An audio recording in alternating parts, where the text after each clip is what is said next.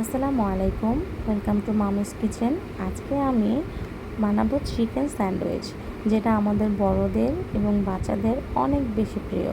এই chicken sandwich আমরা সকালের নাস্তা, বিকালের নাস্তা, এমনকি বাচ্চাদের টিফিনেও দিয়ে দিতে পারবো।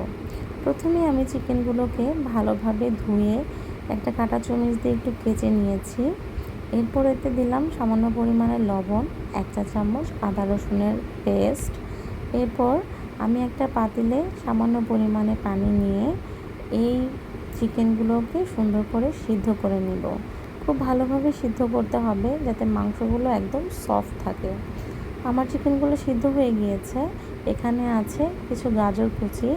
আমি চিকেনগুলো হাড় থেকে ছাড়িয়ে নিব। এখন এই শ্রেডেড করা চিকেন আর গাজর কুচিগুলো আমি একসাথে ব্লেন্ড করে নেব। ব্লেন্ড করলে এটার টেক্সচারটা অনেক স্মুথ হবে। এরপর আমি এই মিক্সচারটার মধ্যে দিয়ে দিব 1 চা চামচ গোলমরিচের গুঁড়ো। এটাতে দিব মেয়োনিজ 1 কাপ, 1 চা চামচ চিনি এবং 1 স্লাইস লেবুর রস। সবগুলো উপকরণ ভালোভাবে মিশিয়ে নিতে হবে। এই যে আমার বাটার বা মিক্সড পুরটা। এখন আমি একটা পাউরুটিতে এভাবে সস মেখে নিব। এরপর এতে সেই পুরটা দিয়ে দিব। বাচ্চাদের ক্ষেত্রে আমি টমেটো সসটা ইউজ করব না এবং রুটির এই চারপাশের যে বর্ডারটা এগুলো কেটে বাচ্চাকে শুধু সাদা অংশটাই দিব।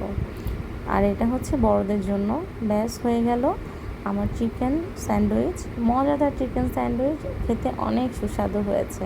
Thanks for watching.